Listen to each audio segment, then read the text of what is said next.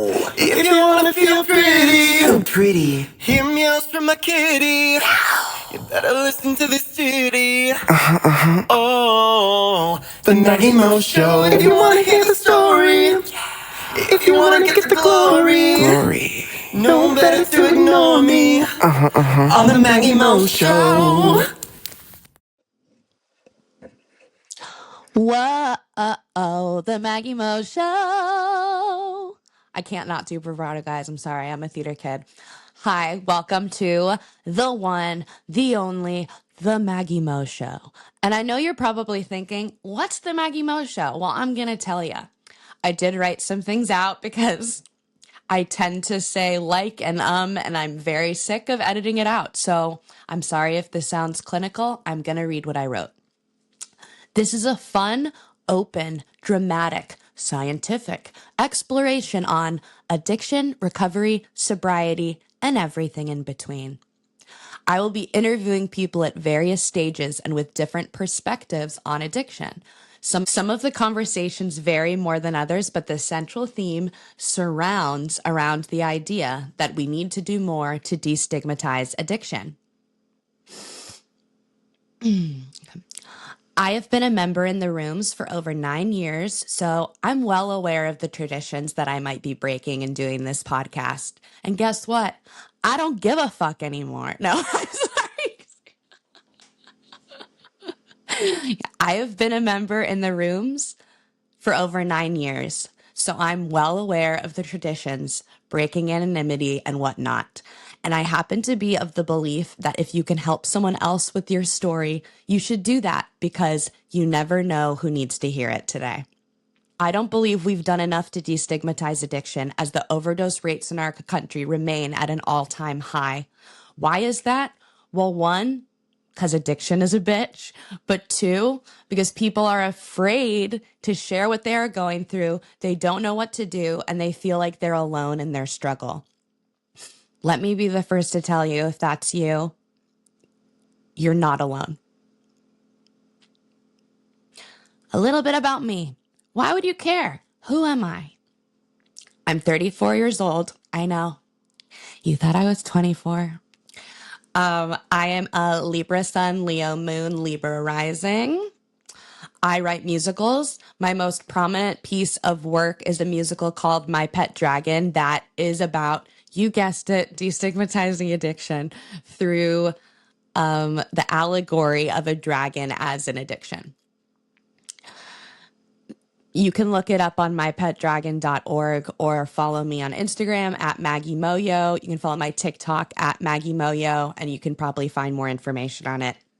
I'd love to see you on one of those platforms. So what is my story? I was always someone who wanted more of whatever there was to have more of. I was always highly emotional, still am. I was in pain, physical pain.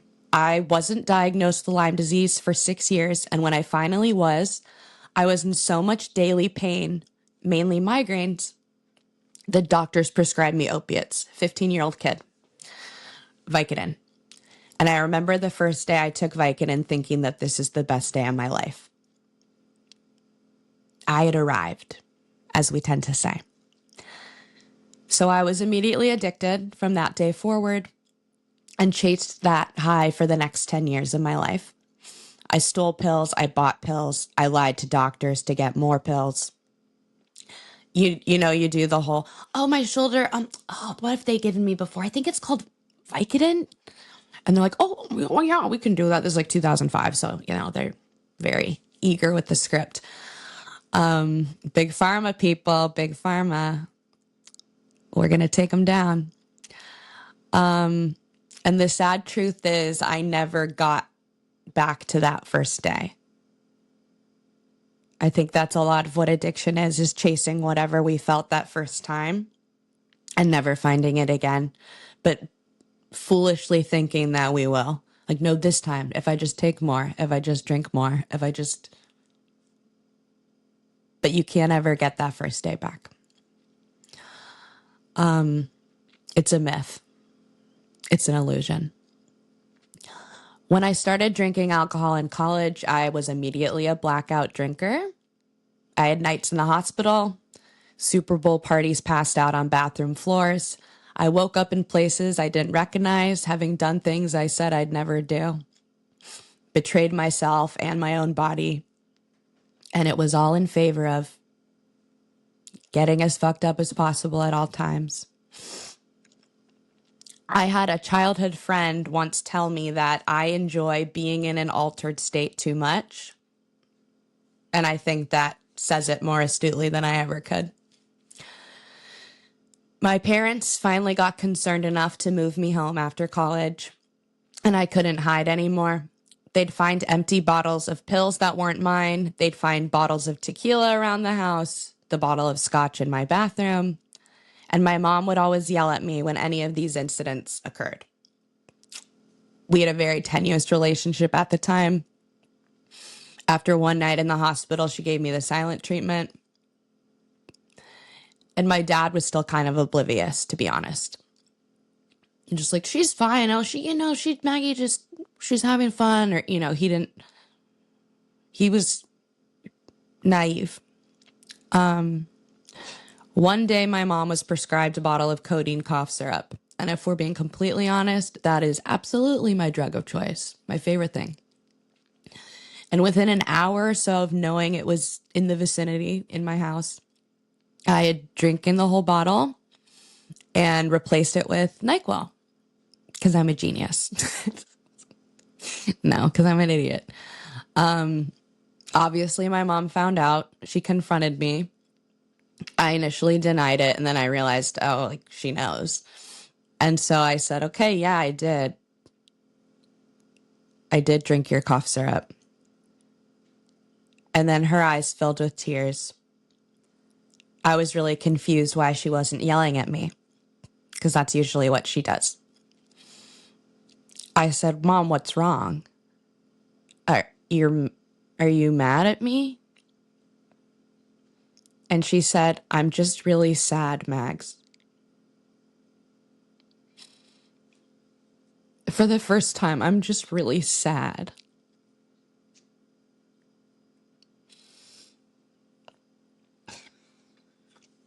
And that was the first time that it occurred to me that I did something concerning, which I know sounds crazy based on all the other concerning things I had done, but because she reacted with sadness, it hit me for the first time in a different way. The next day, my dad took me on a walk that changed my life forever. It was an overcast day. At first, I was just kind of bracing for him to give me the whole, you need to apologize and we're going to get this right. Or, I didn't know what he was going to say. Some pep talk. He always gives pep talks. He's really good at pep talks. But again, I thought it was just going to be a pep talk I could kind of talk my way out of. But he actually said, I think what you did was a cry for help. And again, that kind of threw me because I thought, wait, what? A cry? It was concerning. Okay. And then I'll never forget, because it was an overcast day and there were a lot of clouds in the sky. Eventually the clouds kind of parted. The blue sky shone through on me as he was saying, there are other people like you. You can get help. You don't need to, this doesn't need to be your life. And in that moment, I had what we would refer to as a spiritual awakening, where I had the thought for the first time, and I've never been able to have this thought. I'm a drug addict. I'm an alcoholic. That's why I do what I do. And I'm not alone. There are so many people like me out there. I'm not all that unique. Terminal uniqueness is a big thing we talk about in recovery, about how a lot of us as addicts believe we are terminally unique, and that fits me to a T, because I had every excuse in the world for why I did the things I did. It was always, oh, I've had a hard life. It's been really hard for me. No one gets me. That's why I'm drinking alone in a bathroom, because everyone would get mad. No one would get it. But that's just me. This is just what I need. Like, all those crazy thoughts that your addiction will tell you are real. I was lucky enough to be sent to Hazelden Betty Ford in Palm Springs in 2016. And I absolutely was a little sponge because I had just had my kind of spiritual awakening, and I was so like eager to learn what this whole thing addiction was and what it meant and why I did the things I did or other addicts do the things that they do, and what is that all about and how do we get better? And my dad actually says that the saddest thing for him was that when we were on the plane to rehab, he knew how badly I wanted to go. Sorry. I told you I was highly emotional. Oh, man. After rehab, which was the best 90 days of my life, and how lucky that I got to go for 90 days, I would seriously recommend, even if you can go for 30 days, go. But don't leave before 30 days. That's my best advice on that. I am in close relationship with Hazelden Betty Ford, and we are trying to make it more accessible for people to go get help. And so I think in the future, that's one of my biggest goals, is to make rehab more accessible to more people, and good rehabs.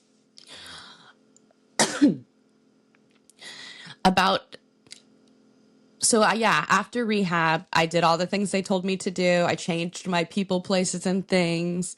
I really dove into my recovery and going to meetings. There you go. There's the anonymity break. Fuckers. I got a lot of sober friends, and I will say that was probably the biggest thing that has helped me. Life was really, really good. There in that first year, you still kind of have those thoughts of like, oh, like if I could just have tequila right now, or you get in a fight with someone and where's my bottle of tequila? And over time, working the steps, calling all my sober friends, sponsors, people in my life now, that stops being your first thought. And I don't have that thought anymore. And that's God as well, obviously. But it's true that just over time and removing yourself from the habit is a huge help for me. And I think everyone. And then, you have those thoughts early on too of, oh my gosh, am I really not going to have champagne at my wedding? Which is so stupid, but it is still, I get it. I get when people are worried about that, because that is something that you romanticize all your life. And the truth is, I'm lucky that I so firmly believe that it would never be one glass of champagne at a wedding, which is, the classy thing to do. The thing is just popping the bottle and cheersing and, oh, we're all so happy. That's not what would happen at my wedding if I drank champagne. I would probably drink the whole bottle, end up in the ER. And how do I know that? Because that is what happened when I drank. Crazy thing. It was Russian roulette with your life. You don't know. Always a gamble, right? It's not a gamble I'm willing to take anymore. About 3 years in to being sober, when I was actually in the healthiest relationship I had ever been in, he's on episode 4. Stay tuned. Wow, guys, how rare, how lucky you get to hear two exes talk about their relationship on a podcast. That's kind of crazy, isn't it? Maybe you should keep listening. Maybe we're going to have more cool episodes like that. No, but he's a great guy. Obviously, we know each other because we're both sober. He has his own perspective on everything, and I think you'll really enjoy that episode. It was a great conversation. But, The sad thing is, I had kind of a crisis at about 3 years sober where I felt like my life lacked purpose and that I wasn't doing what I was sent here to do. Like, why did God make me? I don't think He made me to work at Soul Cycle and do makeup at Bloomingdale's. Like, I think that I'm supposed to be doing something, not to knock those things, but I'm an artist. Like, I knew I wasn't creating anything, is what I'm saying. Other than maybe a dope contour on someone's face, but that wasn't the type of creating I wanted to be doing. Luckily, I found the graduate musical theater writing program at NYU. And that is where I met my collaborator, who's my best friend. And he's on episode 3. So keep listening. That is a really good episode. And he has a lot of strong, great opinions on sobriety. He's been sober himself for 4 years. So that's a really good episode. I think you guys will really like it. But all that to say, I think, my collaborator and I wrote a musical, My Pet Dragon. I mentioned it earlier. And we've been in development with that for the past about 3.5 years. And it's been going really well. Again, I'd love you to check out mypetdragon.org if you have any questions. And that's about me in a nutshell. I have my BFF, like my best friend in the world. He's more like a brother, really. Harrison is on this episode, and he has a very unique perspective on my sobriety, his own journey with sobriety, and I'm excited to share that all with you. So let's fuck it up. No, let's have some fun. Let's have a good time and a long time. And that is the Maggie Moe Show. Oh, hi. Who's that over there? Oh, you know, good old me in sunny California. Good old me in Southern California. Okay. This is the legendary, one and only composer and pretty much lyricist, vocal talent for the Maggie Moe Show intro. It's Harrison Melanie. Oh, stop it. You're making me blush. He's H. She's HT Malo. Momolo Studios. We go way back. We go all the way back. Oh, yeah. Oh, yeah, mama. Oh, yeah. Oh, yeah. So Yeah. we became friends. Wow. So we've been friends for what, 16 years? 16. 16? Is no. That. Like wait. our friends would go to prom. Oh my god, 16! And I thought I was the good one at math. Oh my god. Oh, you thought you were No. Well, technically, like, almost 17, because I was 17 when I met you. And I'm 33, so that's 3 plus 3. No, that's 16. Oh my god.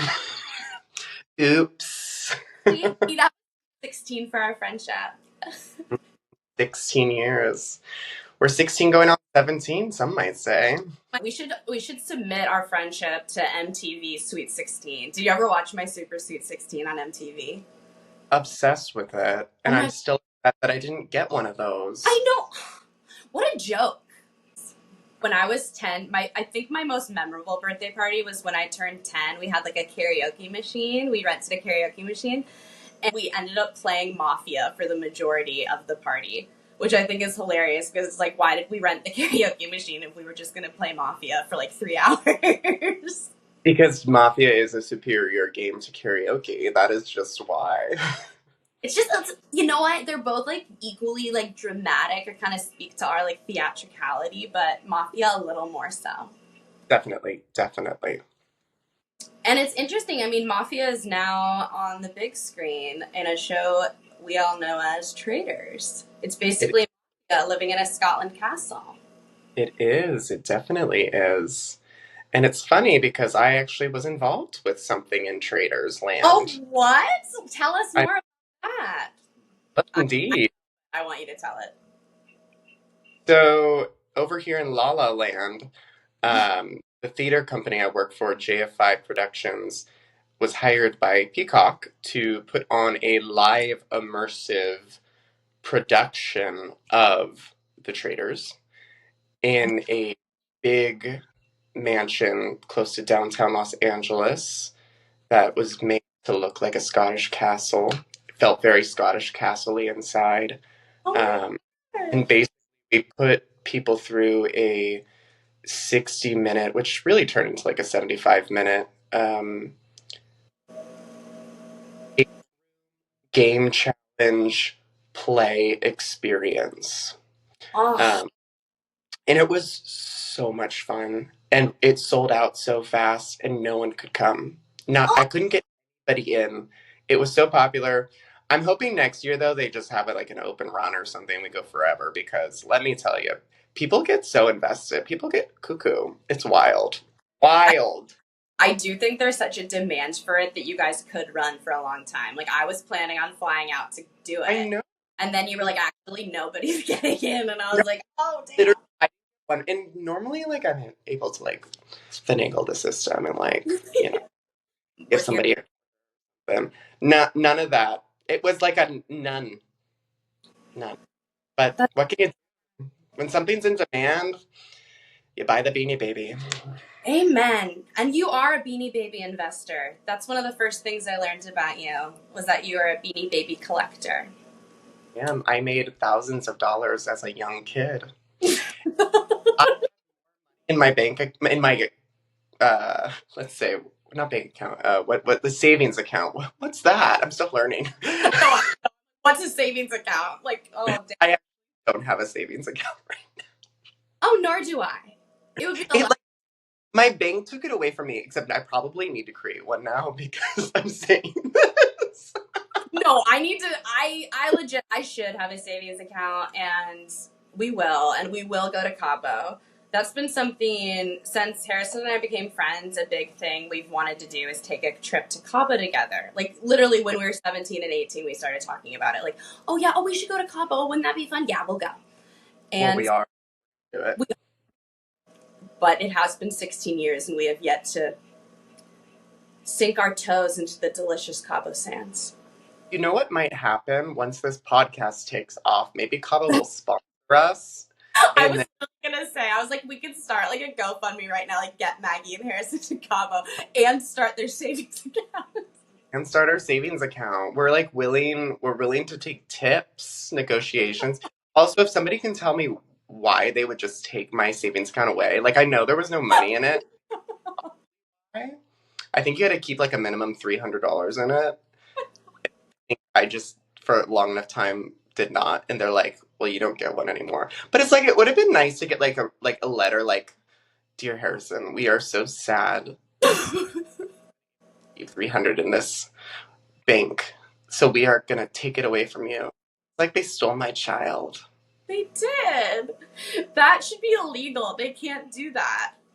Can't steal children. One of the biggest questions, because a lot of this podcast is going to be people who are sober telling their stories, or people that have any involvement in addiction and recovery industry, or just sobriety in general. What did you think? So I'll have recorded my portion of this before I put our talk in, and I'll kind of have told my whole story. So of getting sober in 2016 when I was 25. And so you and I had been friends. You had known me for 8 years before I got sober. Yes. Do you remember what you said when I said I was going to rehab?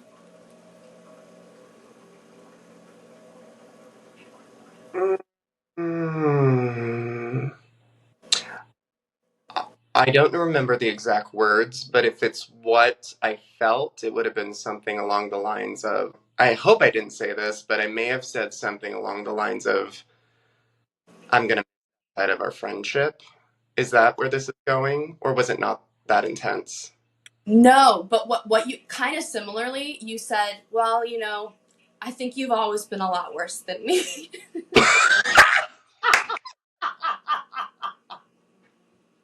I think I do remember having that feeling too. That is awful. Like, I can't believe I said that.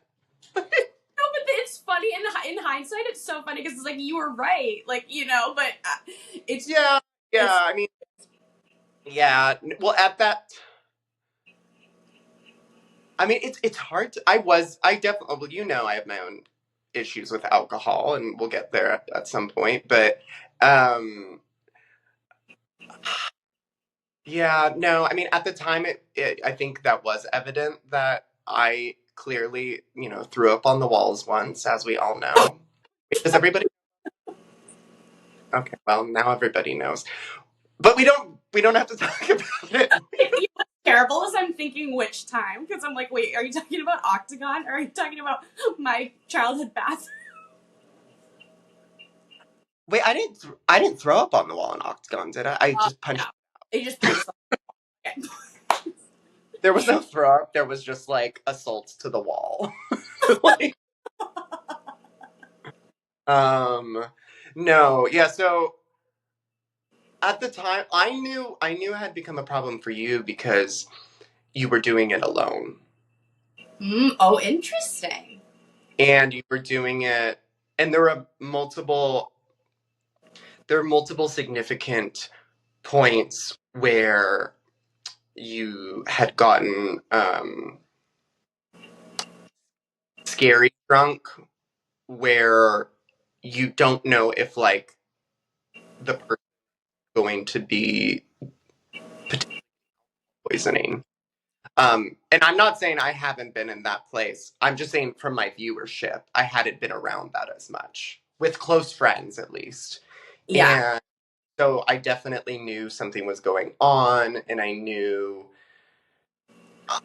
there was something going on with pills too, to a degree. I wasn't as concerned about those, just just because like I think that was my age. I think I'd be more concerned now, but I wasn't as concerned. I didn't know as much about. I don't think anyone did. That's what's crazy about like Yeah, the whole opiate epidemic is like before like 5 years ago, no one was talking about it. yeah, It it would definitely be a bigger was issue a thing. today. Yeah, I mean, even White Lotus is bringing on the lorazepam. I I know. Wait though, What? is lorazepam an opioid? No, the benzo. So it's like Xanax.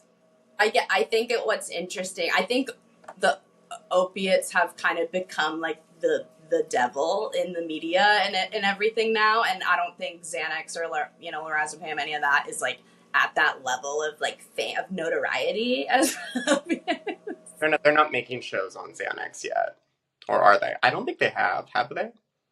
I'm saying, well, this lorazepam thing is interesting. Yeah, I think, but the other thing is Xanax is also weirdly like joked about in a way that I don't think opiates could be. Fair. Like people on like Real Housewives, for example, it's like Lisa Rinna is like, and this is my Xanax, and there's the whole take a Xanax, like it's just like take a Xanax, like it's kind of Yeah. like oh, like, calm down, take a Xanax. And I think like if that was your drug of choice, that'd probably be hard to hear, to watch, and be kind of like, oh, I can't just take a Xanax, I want to take 10 Xanax or whatever it is. But Yeah. but yeah, I think it'll be interesting to see in the coming. I mean, obviously, the goal I would hope would be, and this has always been my hope for the whole opiate epidemic, is that doctors and scientists stop putting their resources into funding a highly addictive pain reliever and put your money where your mouth is, make something that equally relieves intense pain but is non-addictive. And I think there also needs to be that for Xanax, like something that will alleviate anxiety and keep people from getting panic attacks that isn't addictive. But Yeah. it's tough. It's Yeah. definitely. Yeah. But I also think it makes it harder because people don't talk about it. Like, I'm really grateful that the opiate epidemic has exploded the way that it has, because like now people are kind of having an understanding, whereas before it was so like hush hush and like, oh, and I felt so secretive in it. I felt so like this was just me and my pills against the world, and I didn't understand that I was an addict necessarily at all. The more awareness, the more people talk about it, I always think it's a very good thing. So you mentioned you said I have direct quote. I'm just quoting you. You said I have my own issues with alcohol. Mm-hmm. Yeah. What do you? How do you? Where do you stand today with that? And what is your journey in, being sober curious and sober and not been like So free? I would say I'm still at a place of sober curious. I'm not sober right now. I'm very much in tune with when I'm drinking to a Yeah. different than I had been in the past. I've taken multiple times of going into AA and exploring sobriety.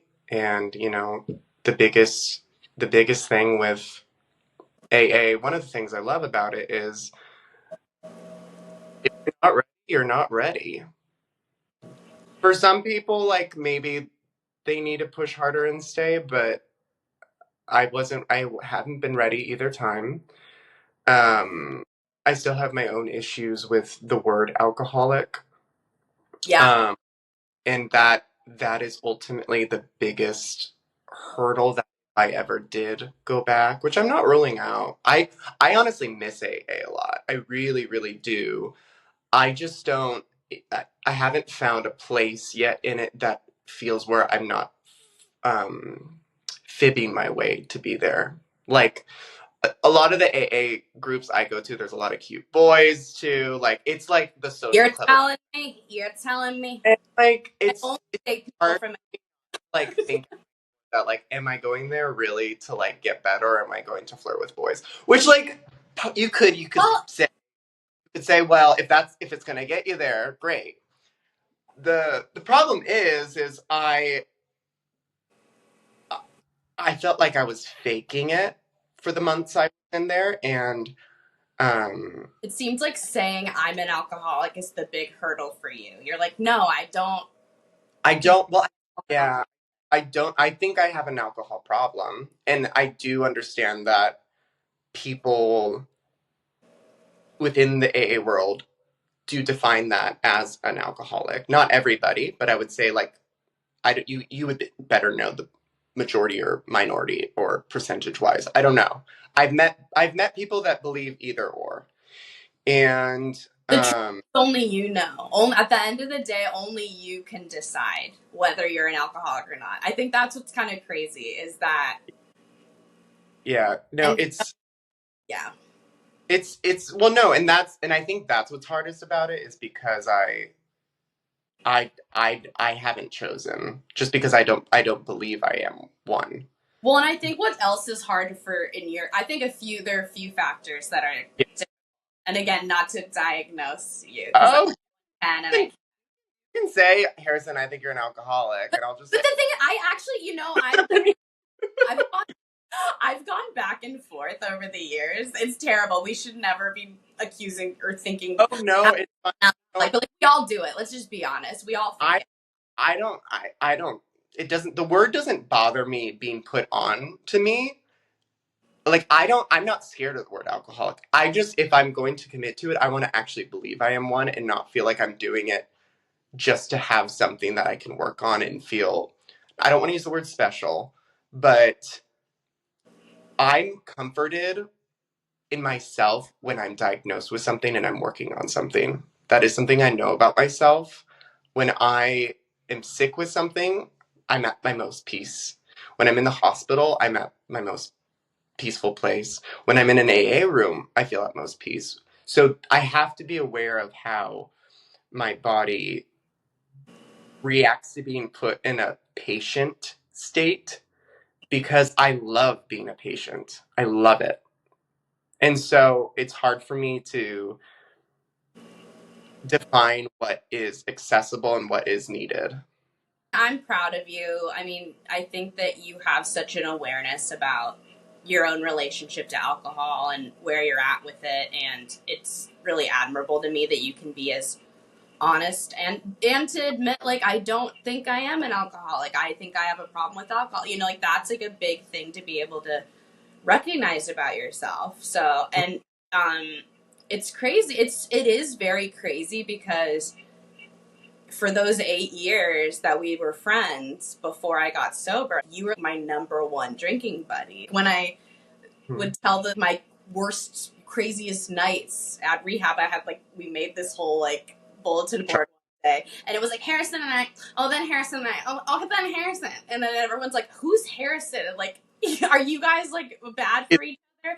And I remember you though. I was like, no, like he's my best friend. Like it's not just about alcohol. And everyone's like, well, I don't. But like, no one believed me that like you and I had something beyond our partying relationship. And as of now, 9 years later, we've proven that we are true best friends, and it was not about the alcohol. Nothing to do with the alcohol. The alcohol was just circumstantial. It was circumstantial, and I think like I mean, it's also, it's kind of like a chicken or the egg thing. I think I saw you as somebody that wouldn't judge me for wanting to drink the way I wanted to drink. And everyone else in our college friends love them to death, but I never felt, and I mean, good for them. You know, they'd be like, Maggie, are you sure you should drink that whole bottle? Like, you know, Fair. like, Harrison would let me, you know. So I think, like, I don't know. I definitely saw you as someone that like wasn't gonna judge me, and I think that's. But you also similarly haven't judged me in getting sober. At least for me, I almost don't think we skipped a beat. I think it was like I went to rehab, I came back. I remember we have this cute picture. It may make me cry. Do you remember the first time we saw each other after I went to rehab? Down in the Palisades? You did come to, yes! Wait, when you visited me and my two friends from rehab. That was super fun. Or was this before that? Or after that? This was after that. I went to see your show. I think you were in Spring Awakening, maybe? It would have been maybe Bear. No, I was drunk at Okay, Bear was after Spring Awakening. It wasn't Spring Awakening. That's so funny, because I remember was it Tick Tick Boom? Like, was it at the Hudson? Was it in Hollywood? It would have been later. It would have been when I was like 25, 26. And then you need to tell me, you can, this was the first time that we saw each other, August 7th, 2016. I said, happiness now, in this moment. It was my little Instagram, my little millennial. Do you remember that? Yes, I was underweight then. I've been trying to get back to that weight for years. Did I just send you this? Like, put it on your vision board, like, for info? No, I actually don't need to be that skinny. I was like, I think I was high-fiving the high 130s at one point. I was having a weird stomach bug, and my director and Next to Normal literally was like, we need you to gain weight. Oh my god, I forgot that your director told you that. That's crazy. Told me to go get some milkshakes, and I was like, no, they'll make me fat. In hindsight, I really should have just gone. I think I did get at least one milkshake, but it's it's hard to hear when your stomach finally feels flat that you need to gain weight. No, wow, like, where people like, you see my arm definition in a photo, and people are like, eat a cheeseburger, and I'm like, no. But yeah, so that was I Love You Because. Okay. Yeah. Okay. Yes. Okay. That makes sense. That was Hollywood, and I don't know what that cross street is, but I was right on the alleyway right there. And if I remember correctly, did we go out that night, but we got rock stars instead of alcohol? Or did we not venture into that yet? We definitely got rock stars, and we like had a photo. I think I was trying to. Okay, this is going to tie into something you said earlier about going to AA just for the boys. Yeah. Fair. The boy I was going to AA for at first. Actually, I think he's going to be a guest on this podcast. I don't know if I'm going to say his name yet, because we'll introduce him at some point. But B, even though it's funny because another ex of mine is B, who you're related to. No, I was like, no. So this B, we came in around the same time. We got sober around the same time. Yeah, and we were at this, And I don't know. I remember taking that rock star photo and being like, we need to post, like, he's going to be so jealous when he sees me and this, like, hot guy, Harrison. Like, he's going to think we're dating and then he's going to date me. Like, and then, funnily enough, and I'll tell that full story at some point because it is a huge part of my sobriety journey. We did end up, me and that guy, after I got a year, he got a year. And we ended up dating for like 4.5 years. So,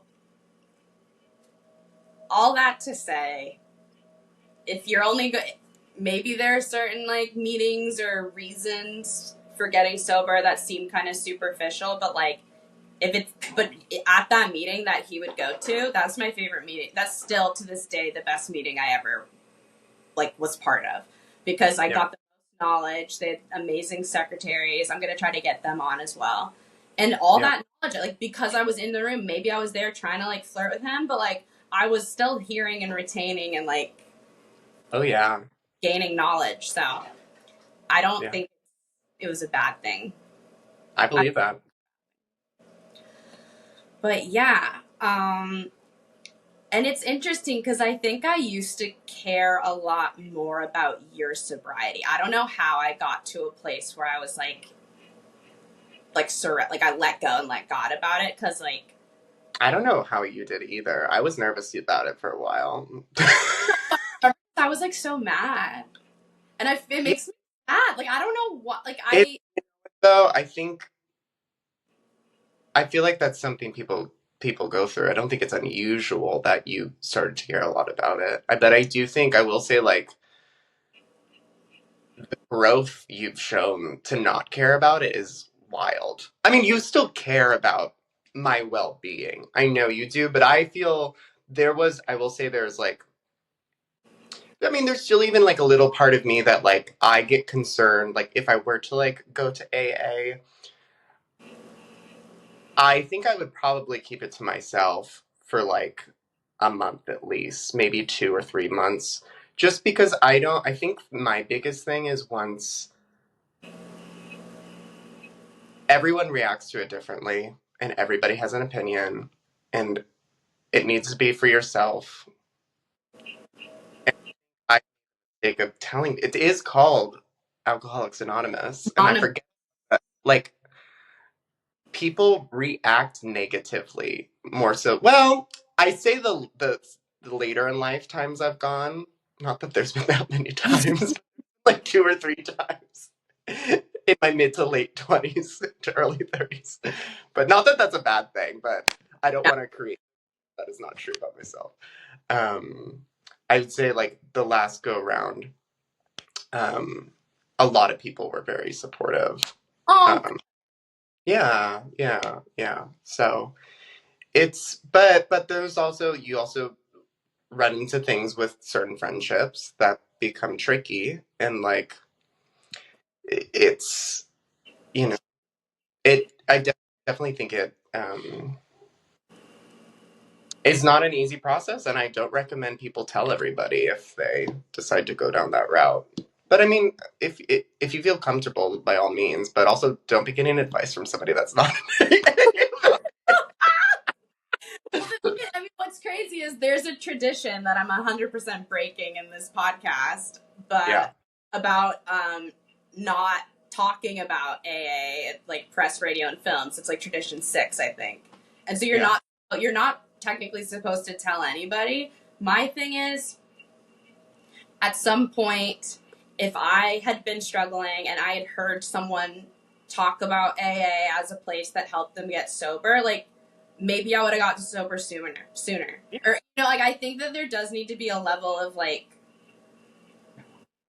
acceptance and understanding that there's something out there for you that can help you if you think you're struggling.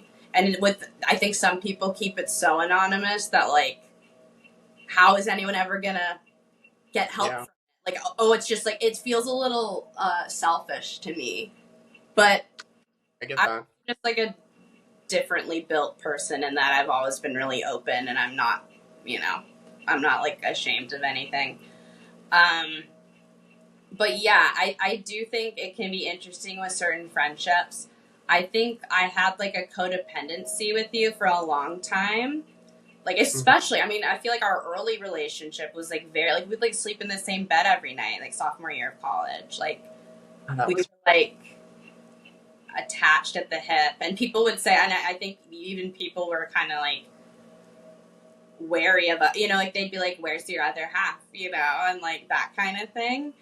And I think because of that history that we had, and I think that, to be completely honest, and this doesn't paint me in a good light at all, but there is part of me, and I think I speak on behalf of a lot of sober people.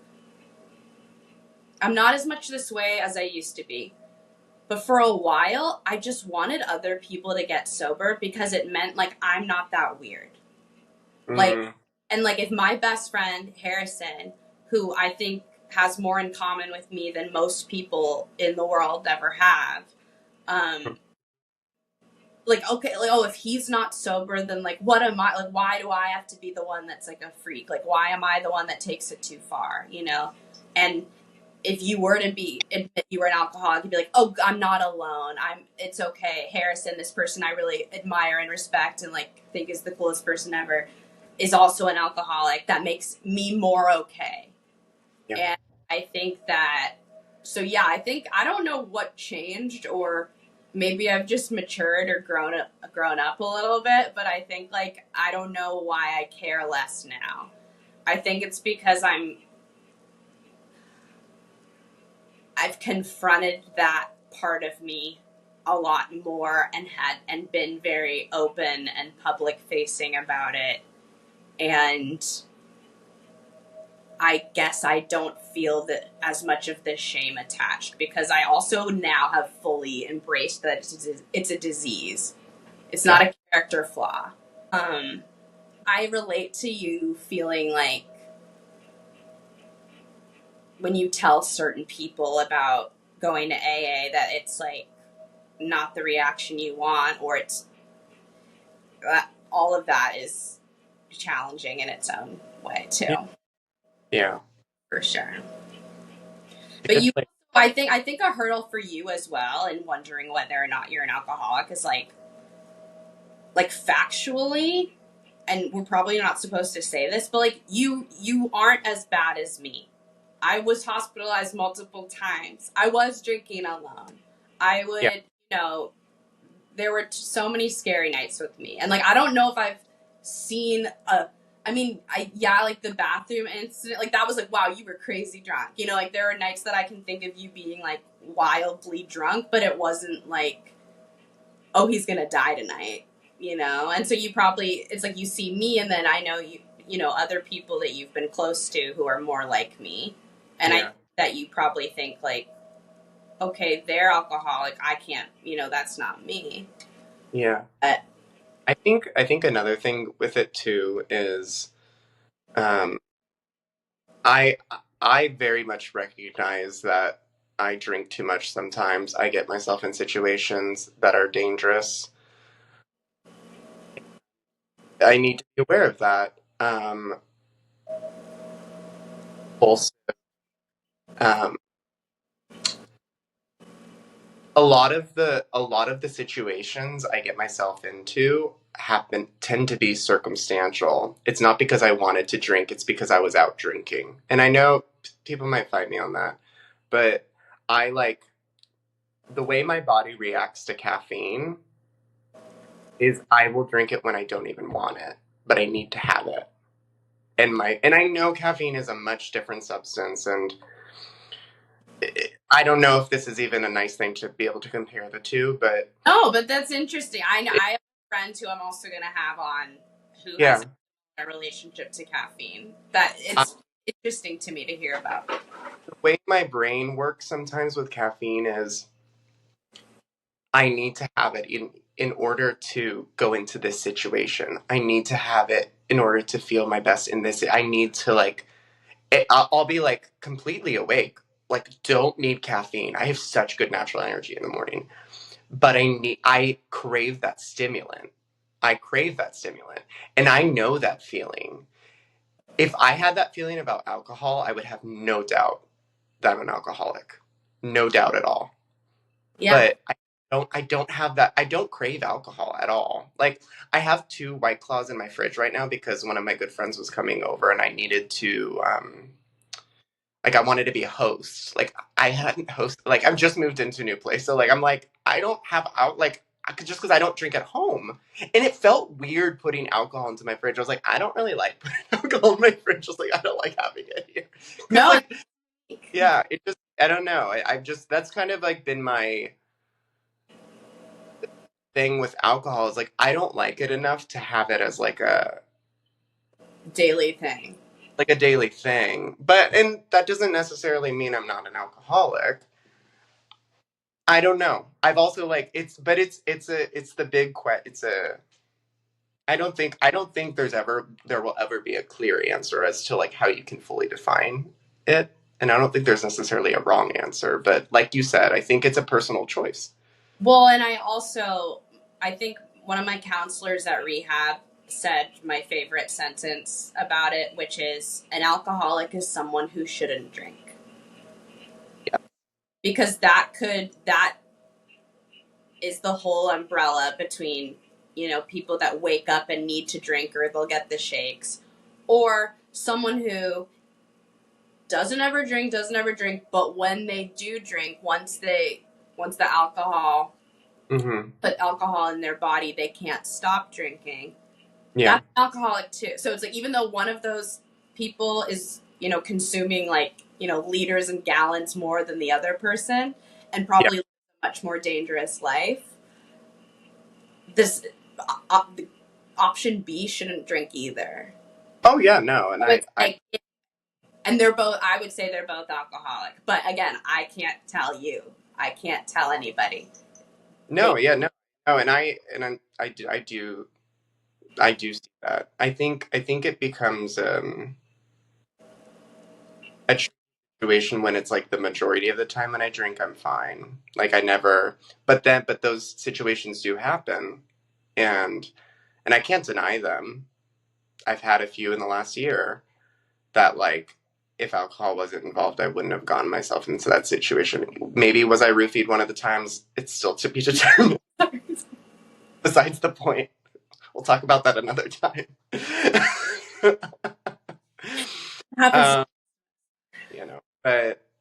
But I think I'm really happy that I've taken, and I'm still like on a journey with my consumption of alcohol, because at the end of the day, I still do view it as a poison. I view it as something that ultimately no one should really do. Poison. That's what's crazy. Yeah, like it's much worse than so many other things. Like, but I think I'm not ready to give up some of the social elements just quite yet. Well, to be completely honest, I think one of the things that's been really hard the year about being sober is I feel like I keep hearing the sentiment, oh, well, you're single because you're sober.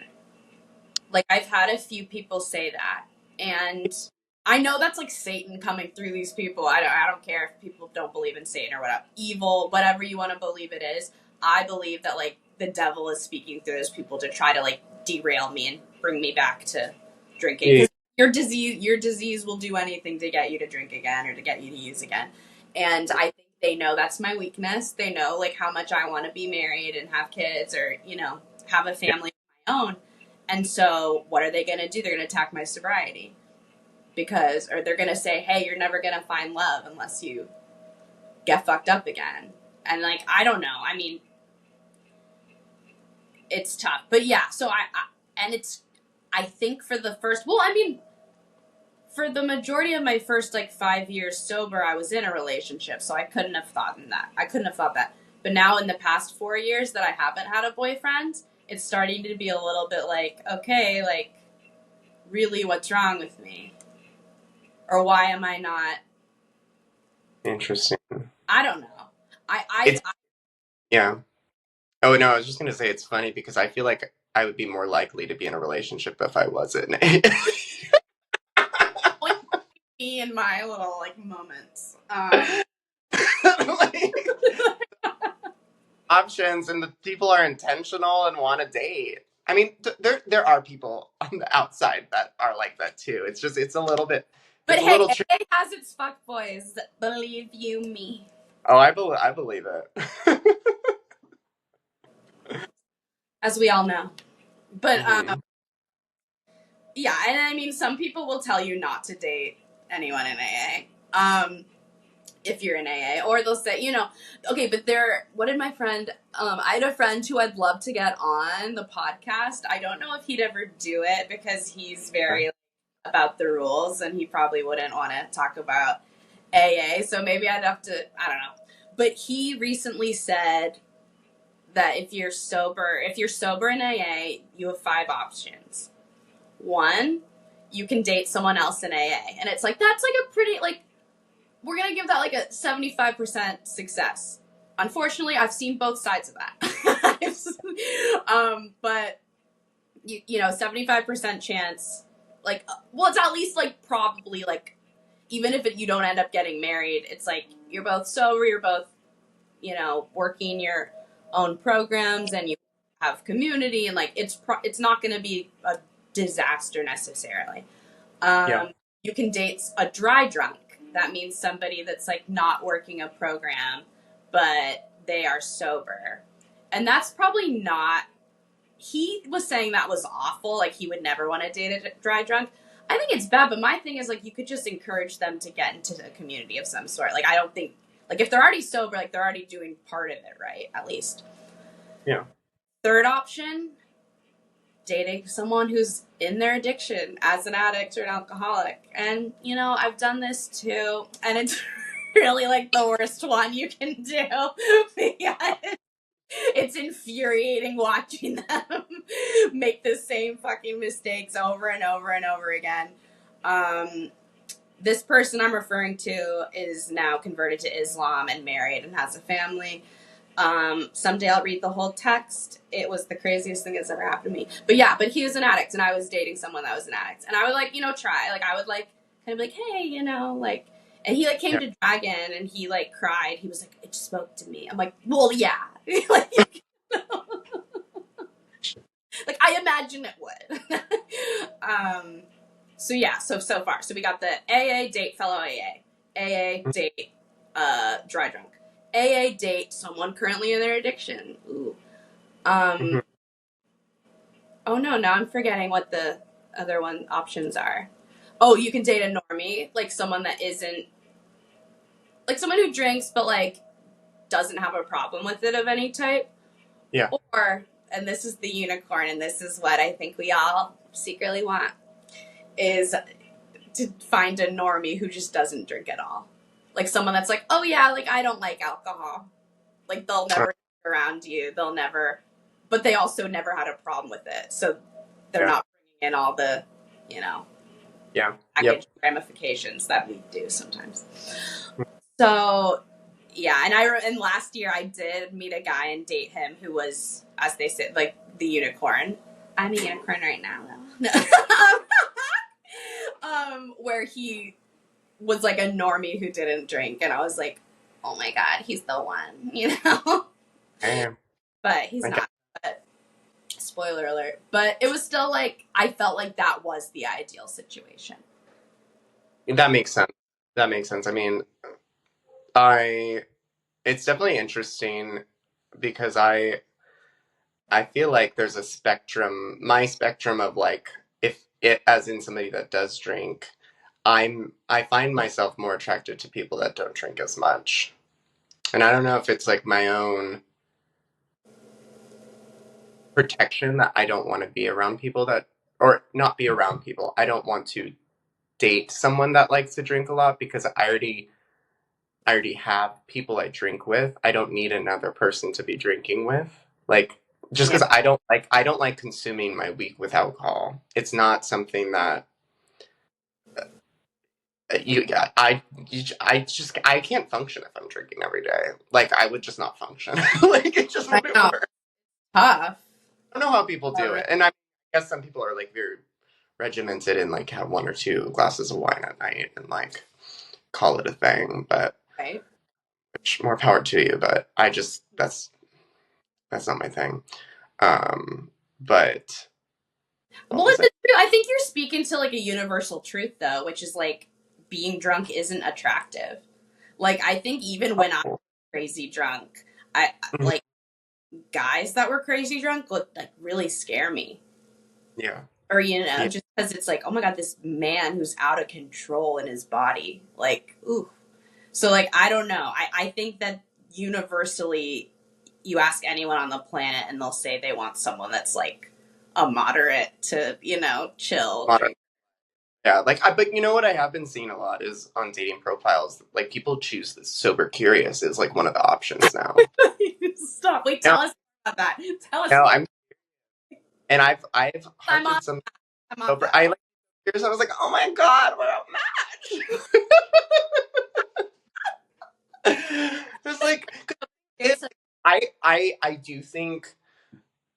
do think I would match well with somebody that is sober curious because I like having open conversations about alcohol. I have no judgment towards people that drink. I am somebody that drinks.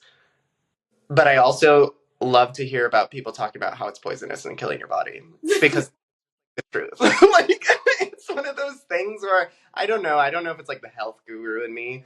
Not that I'm a health guru, but like I try to. No, but you're definitely someone. I think you and I actually both are like really we're like health curious. like we're like that's so health curious. We're very health curious. We are. We love it. And I definitely dabble in it. Like, do we still have McDonald's? Yes, but like, why not? Why not? One day maybe I'll give it up, but not right now. Not when like their deals are good again. You get the app, you get a $2 meal, you get a Big Mac meal for $7. Oh my gosh, should I tonight? You're like selling it to me right now. No, it's so good. And like it's Shamrock season, so we do have to do of the Shamrock collection. So. Maybe now's the right time to bring it. So I'm gonna have Harrison on this podcast as a weekly guest, and maybe play some characters. We're gonna put our BFAs to the test. But I really want Harrison to be our kind of like food connoisseur, and so we want to do like a fun food of the week because the truth is, when you are sober, and this is the thing, as much as I am a health curious and healthy person, I think my personal philosophy on health and sobriety is that, like, if you make the choice to be sober, the very hard daily choice to be sober, you should be allowed to have some fun with the food. If you're not allergic or whatever. But my thing is like, Harrison and I have also, as much as we bonded over our drinking when we first became friends, I think another big thing we bonded over was like we loved McDonald's. We loved trying the new Ben and Jerry's flavors. We once drove around in New York looking for the Lay's when the Lay's did the new flavor challenge where it was like sriracha, chicken and waffles. What was the third? I always forget the third one. Garlic toast or something, like garlic. Yes, garlic. Yes. And we drove to every little convenience market we could find to get all the flavors. So we've always been really curious about kind of food trends and fun foods. So Harrison, as of this week, what is a fun food we should look forward to enjoying? This week would be the Shamrock Shake, of course. Yes! Shamrock Shake season. And we have a lot of interesting things in the Shamrock world. Not only do we have a Shamrock Shake that has 54 ingredients, possibly. We love you.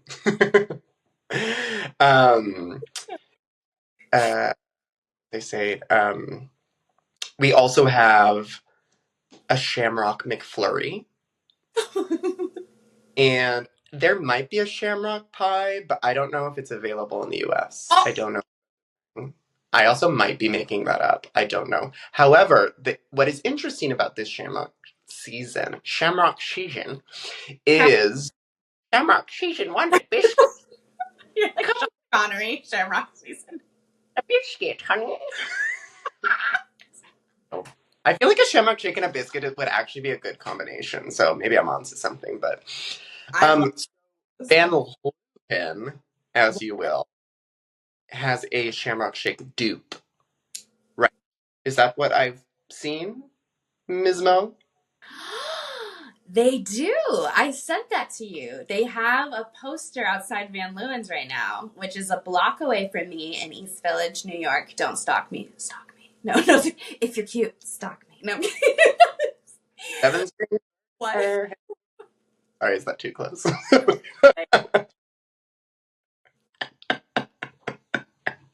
Anyway. Get off at Astor Place. Oh no, I'm blowing it all Yep. up. But yeah, Van Leeuwen's has their own Shamrock Shake. But here's the thing. And this is a big controversy with Shamrock, that it's like the elephant in the room about Shamrock, which is the McDonald's Shamrock Shake is famously not mint flavored, despite being a beautiful pastel mint green color. The Van Leeuwen is really leaning into the mint of their of the Shamrock. And to that I say, that's not the Shamrock Shake. Try again, Van Leeuwen. Wait, I have a question though, because what is the flavor of Shamrock if it's not some form of mint? Well, so haven't we? I feel like we've talked about this because it's not like it's like mint toothpaste. I think it's like even more benign than that. Like I can't describe. To me, it's kind of like marshmallow flavor. Like if I, then this is what we. And anyone listening, I implore you to do the same tonight if you can. If you can swing a McDonald's Shamrock Shake, you guys probably all counts. I know you guys are doing better than us. If you take a sip, I would love to do like a blindfold, like close my eyes and take a sip of the Shamrock, because I don't think I'd taste the mint.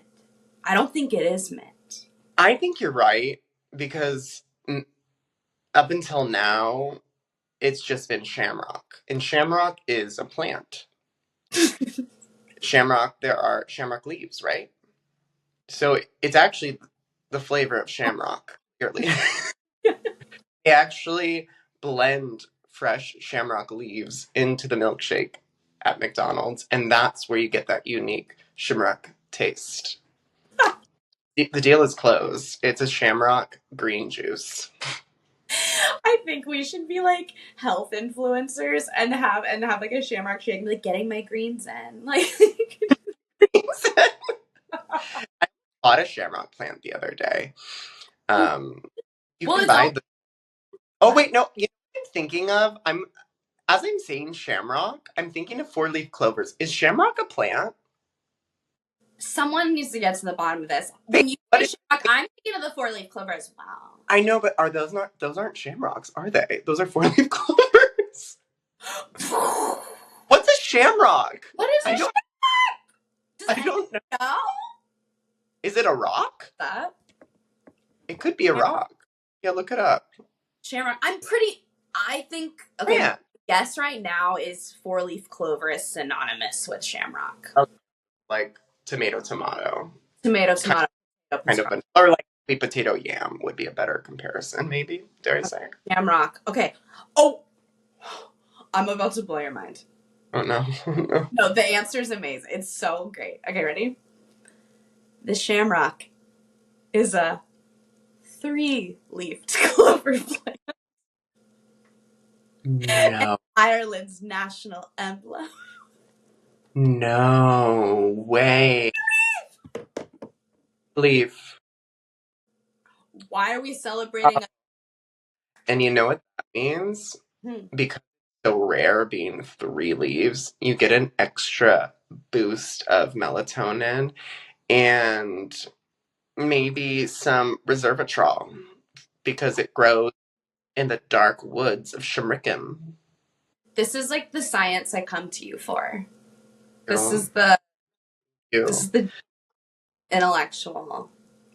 So knowledge. the 54 ingredients, the Shamrock probably just has 53 nutrients, and then you have ice cream. So it must just be 3-leafed Shamrocks blended with their vanilla custard, as you will.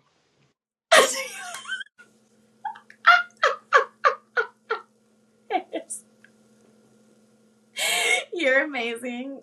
Also, shout out to the people that convinced me that McDonald's ice cream is vegan. I'm still convinced it is and made out of. Don't know if this is true, but I'd love to know if it is. Well, remember the whole controversy when it was discovered that McDonald's fries were cooked in like beef fat, hence not vegan. And so like a lot of vegans were like, "Ah, this is an outrage," you know? And like my thing is like, here's the thing. I've never been vegan. I've never claimed to be vegan. I'm never going to be vegan. I love animals. I'm sorry. It's nothing to do with that. I just really love steak. I also really think that since they've changed the oil, I don't know if they've actually changed the oil because they taste. I think they have the oil, in which They taste the same, don't they? I think they taste the same. But Yeah. what's funny, beef tallow is now like the rage. Do you know about this? Okay, no, but you're on the cutting edge. You're on the pulse. No, beef. Everyone about beef tallow. If it's fried in beef tallow, it's like okay. It's like the new thing. It's just like how oat milk is out now. Wait, why is oat out? Oat milk is out. Oat milk is out. Oh, that's the headline. Oat milk is out. That's kind of a tough. It apparently has no nutritional value. It's just like it like spikes something in you. I don't know. But regular milk is back. Is like coming for a comeback. So hey, cows, do your thing. Funny. It's so funny how trends happen like that. But like I had some 2% non-lactose like or 2% like not lactose free. So it was like regular 2% milk in my fridge and I felt so current. Had like 7 grams of added sugar per cup.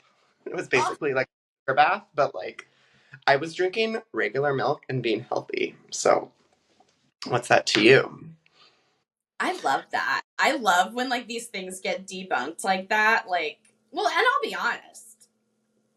I doubted oat milk this whole time. I knew. I was like, oats though, like that's like more carb. I was like, why are people acting like this is some like health? Yeah. Carb water. Get my latte with oat milk, and I'd be like, like I would always just get regular. I'll be honest. Well, I'm not a huge coffee person, and so my thing is like I'd rather have it taste good, and it tastes good when you have cow milk in it. Yeah. I get it. But yeah, I always was a little. I hate to say I told you so, but I was a little skeptical of the oat milk craze, and then obviously as a sober alcoholic, my favorite revelation has been, you know how you remember like the 90s? I want to say 90s, but like when it was like 2 glasses of red wine is great for your heart. And now scientists are like, no. Like, so yeah, no. lied. I just want to know if somebody got paid to say that. Like, did somebody get paid? And I want to know how much. And like, honestly, I won't judge you. Like, I just want to know. Like, I just want to know the information.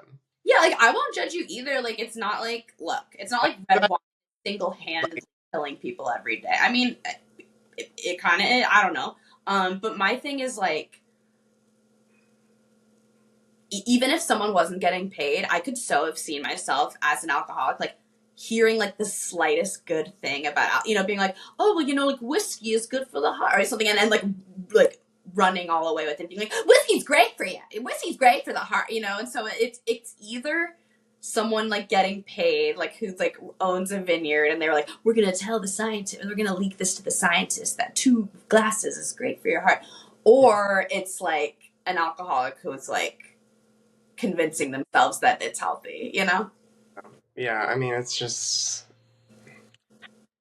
mean, part of me is like, maybe they were onto somebody in the 20s or onto something in the 20s when they like banned alcohol. I don't really remember why they banned it. Sorry, my history, but I did thoroughly modern Millie, so I know a thing or two. Don't question his history. What's it called? The great, don't tell me. Oh my God. The Prohibition. There you go. It's crazy how often I forget the word prohibition. What's interesting is prohibition actually raised, like, alcohol companies became rich during prohibition. People were drinking way more during prohibition. So it's a weird kind of psychological, like, the allure of the illegal. That's interesting. So, like, the alcohol industry was very much thriving That's so more funny. than it ever had before during Prohibition. No, I always think of I feel like my only frame of reference for the 20s is like Chicago, the musical, and F. Scott Fitzgerald, like The Great Gatsby, and or I just read The Beautiful and the Damned. Have you heard of that? But it sounds like they're gonna make a movie about it. They should. I'm like, well, actually, I think they did make a movie. It just isn't that like success or like popular of a movie, Okay. but that was like during Prohibition, and they were like wild, like, and so I always just think of like F. Scott and Zelda being like, nobody knows we're making this gin in the bathtub, you know, and like I'm like, yeah, the 20s were crazy like that. I'm bad. I'm. I think like our great grandparents were alive in the 20s, and so I think like my great grandma being like a flapper, like she probably wasn't. Like, I want to think of her that way. Absolutely. And that's show. And that's showbiz, kid. Is that what you just said? Mm-hmm. Harrison, this has been amazing. Oh, I adore you. love. You're incredible. And You're keep being you. I'm excited to hear from you next episode. I think we're all on the edge of our seat for what the cool. We got a few food facts in this, so we're gonna have to get outside the box. Oh yeah, we will. Well, next time we'll be trying the Shamrocks. Absolutely, yeah. That's what we're gonna do. I'll have like the Shamrock lineup with me, and we'll really like go deeper into it. And maybe I'll do some research on the history of Shamrock. Please, because it blew my mind that it's a 3-leaf clover. I mean, that is like, I think like the world needs to know the truth about this. We've been lied to. I think the American school system has profoundly failed us. It has. It has. They didn't teach us the difference between a 4-leaf and a shamrock. Like I've just been walking around thinking that a shamrock was a 4-leaf clover. It's very much not that. Ireland is frowning at the sight of us. I know Ireland would not. Oof. We wouldn't be let in. No, I want to think that Irish people know. I think they definitely know. American idiots that don't know. We're just American idiots. Yeah, I think it's the same thing. Shamrock is a clover. And that's it. That's it. That's it. I love you, H. I love you too. Can't wait to come back. Talk got to. Mwah. Mwah.